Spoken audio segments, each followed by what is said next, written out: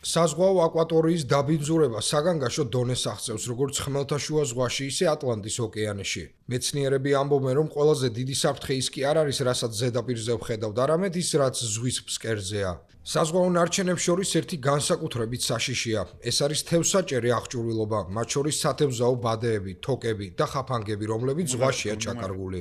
ასეთი თევზსაჭერი აღჭურვილობა ათწლეულების განმავლობაში გროვდება, რაც ოკეანეების გარკვეულ ნაწილს სათევზაო აღჭურვილობის სასაფლაოდ აქცევს და გავლენა აქვს ზღვის ბინადრებზე, რომლებიც მათში ეხვევიან.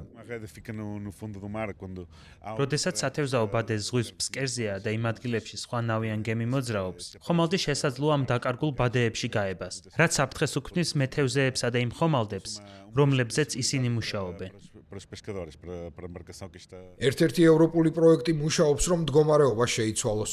NetTech Plus-ის ინიციატივა აერთიანებს მეცნიერებს, ინჟინრებს, მეთევზეებს. მათი მიზანია ერთი მხრივ ზღვაში აღმოაჩინონ ასეთი თევზსაჭერები და უზრუნველყონ, რომ აღარ მოხდეს მსგავსი აღჭურვილობა წყლებში. ბადეებზე მიმაგრებულია უნიკალური იდენტიფიკატორის მქონე აკუსტიკური მოწყობილობა, რომელიც მობილური აპლიკაციის საშუალებით მათზე თვალყურის დევნების საშუალებას იძლევა.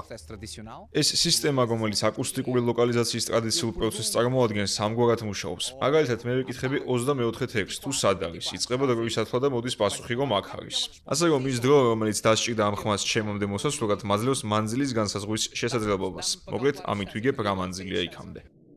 იმ აღჭურვილობისთვის კი, რომელიც წყლის სიღრმეშია დაკარგული, რობოტული სისტემა ირისი სონარის გამოყენებით პოულობს, ამავდროულად ზღვის ფსკერის რუკასაც ადგენს. ეს ტექნოლოგიები ჩრდილოეთ პორტუგალიაში, პოუა-დი ვარზინში ადგილობრივ მეთევზეებთან ერთად შემოწმდა, თუმცა მთავარი მიზანია, რომ ეს მეთოდი ევროპულ დონეზე დაინერგოს.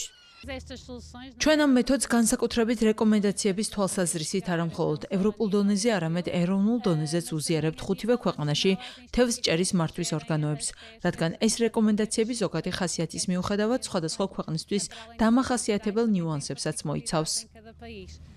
იმედია უკეთესი ტექნოლოგიების, უფრო ძლიერი თანამშრომლობისა და მდგრადი პრაქტიკის წყალობით პრობლემა საბოლოოდ მოგვარდება.